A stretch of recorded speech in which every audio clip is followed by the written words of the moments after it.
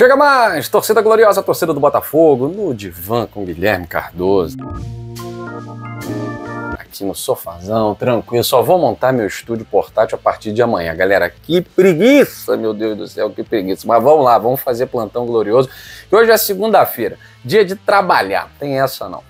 Dia 24, 25 a gente pensa em alguma coisa de descanso, mas hoje é trabalho. A chinela vai cantar mesmo, né? E ó, vamos falar como a torcida do Botafogo tem quebrado as pernas das pesquisas que há 3, 4 anos colocava o Botafogo lá atrás, com uma torcida que tinha aí 4 milhões de torcedores e tal.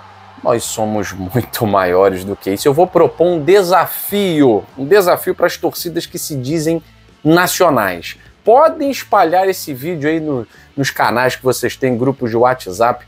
Eu quero ver os campeões de Libertadores dos anos de 2023, o Galo campeão de 2013, eu quero ver o Inter campeão de Libertadores em 2012, não é isso? 12, 11, não lembro agora. Grêmio. Eu quero ver vídeo dessas torcidas em quase todas as capitais e cidades espalhadas por esse país, e no mundo inteiro também, porque eu tenho vídeo de Portugal, enfim, eu gostaria de ver essas torcidas fazendo uma festa semelhante à que o Botafogo fez na final da Libertadores contra o Atlético Mineiro pelo Brasil. Estou falando não só de Rio de Janeiro, Espírito Santo, não, aí tudo bem, né?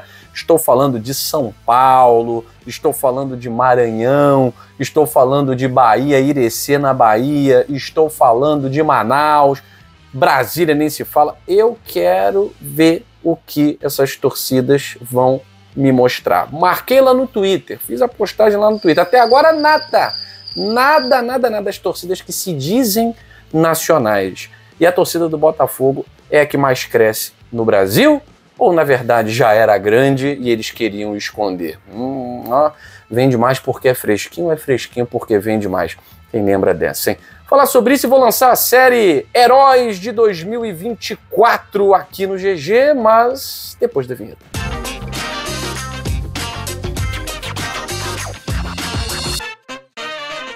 Vamos lá, meus amigos e minhas amigas, eu quero agradecer, cadê as palmas? Cadê a chuva de confetes? Chegamos a 120 mil inscritos, olha que maravilha, presente de Natal aqui para nossa equipe GG, em nome da Thaís Coutinho, do Michael Martins, do Gervásio Silva, do Cacto Antunes. Eu quero agradecer a todos vocês pela moral que vocês dão aqui, tá certo? Muito obrigado pela moral diária que vocês têm nos dado aí nesses 4 anos. Somos mais de 120 mil, a marca GG ficando cada vez mais forte.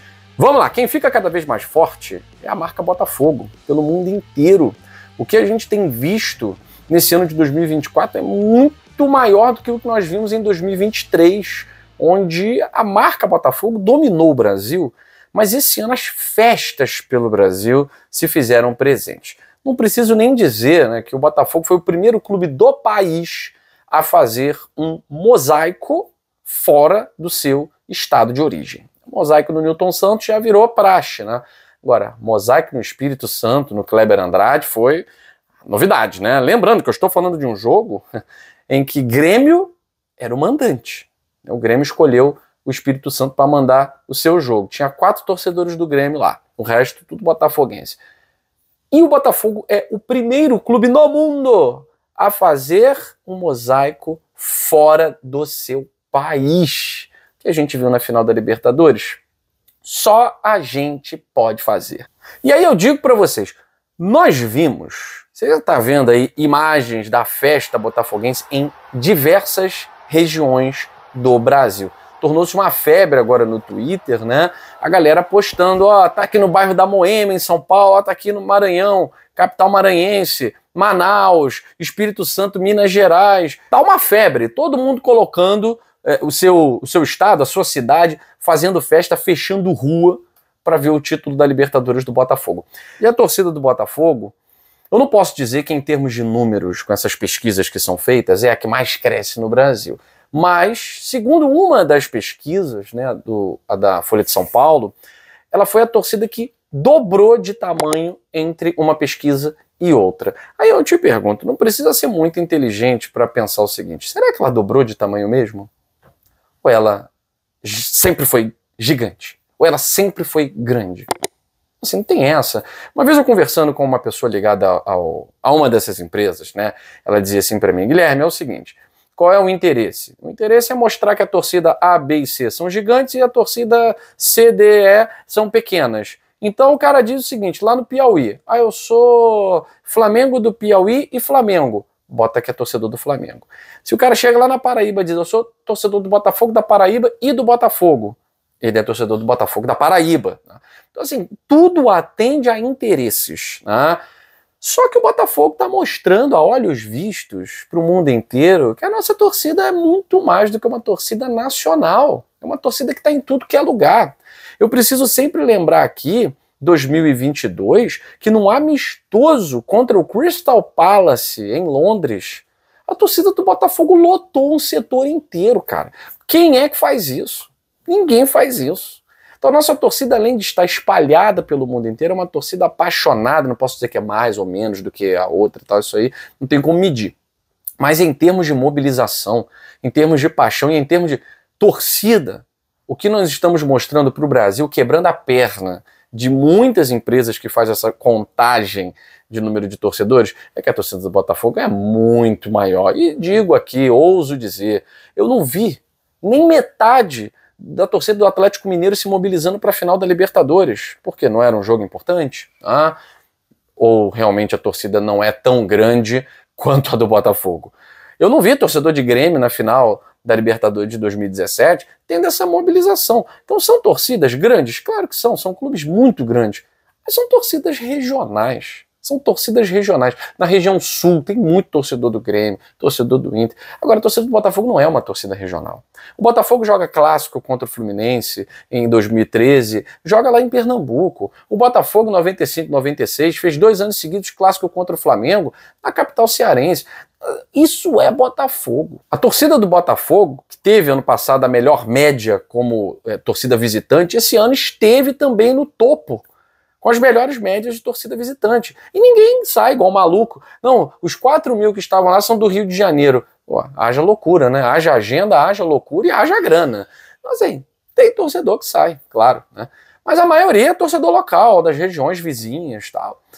Então é bom que deu uma quebradinha nas pernas, né? Mostrando que a nossa torcida é muito maior do que outras aí que se dizem nacionais e não são, tá? Gente, vamos inaugurar agora a série Heróis de 2024 e o primeiro elemento aí a ser lembrado é esse.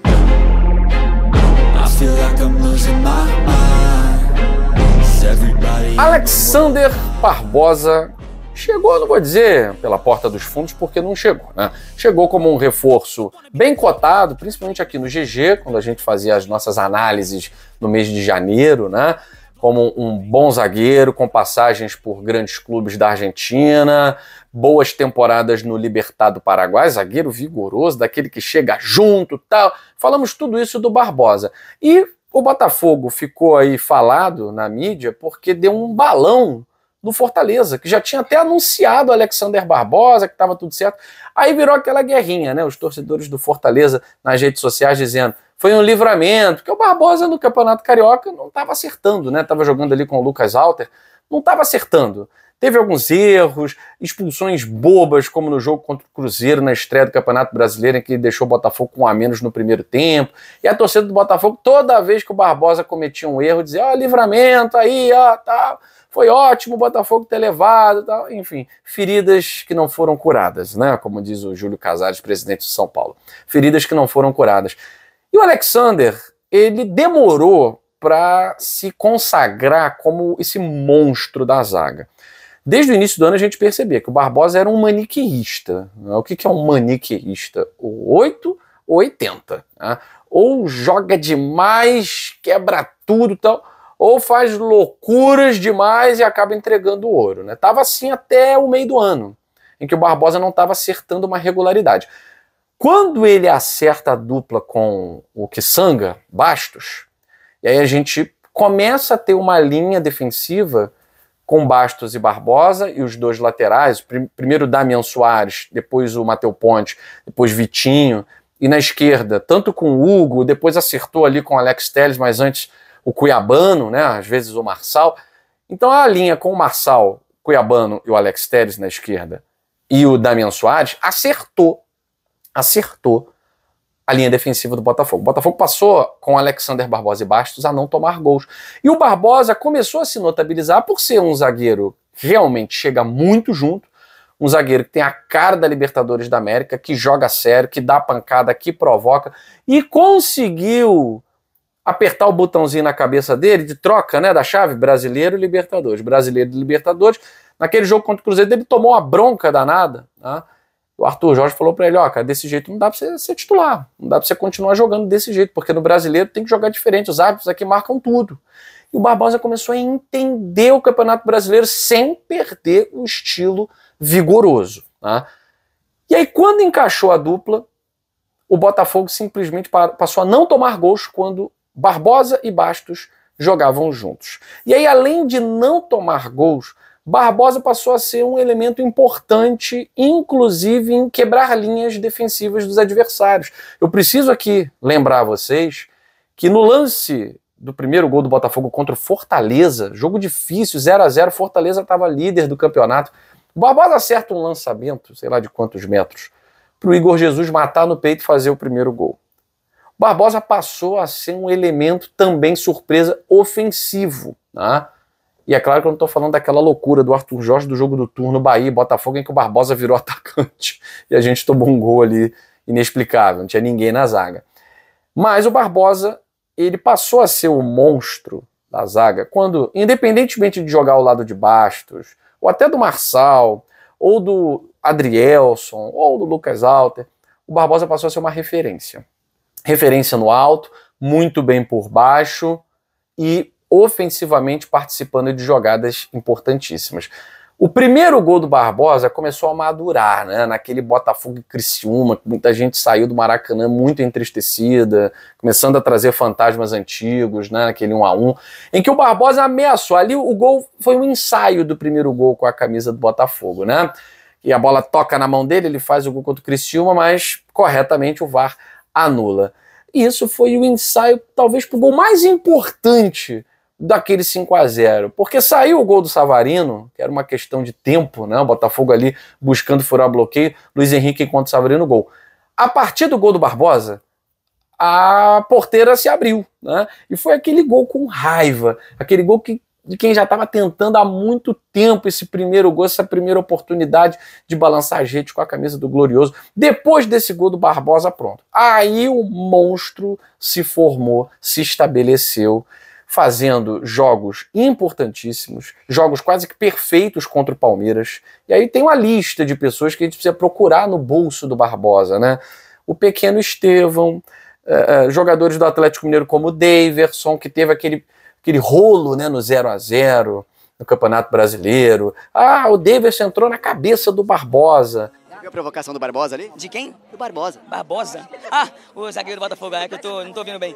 Depois o Almada vai até explicar, né, pra TV argentina que o Daverson irritou tanto o Barbosa, mas tanto o Barbosa, que o Barbosa falou assim, esse cara não vai passar, o Atlético Mineiro não vai passar nenhuma vez por mim, eu vou engolir esses caras. E ele engoliu o Atlético Mineiro, Palmeiras, Flamengo, Fortaleza, transformando-se aí no monstro dos jogos gigantes, né? Perfeito jogo contra o Palmeiras no 3-1. Perfeito, quase perfeito no jogo contra o Atlético Mineiro. Teve o erro ali nos dois lances do Vargas, né? Que, enfim, foram erros, se fossem gols, seriam erros providenciais, né? Diretos.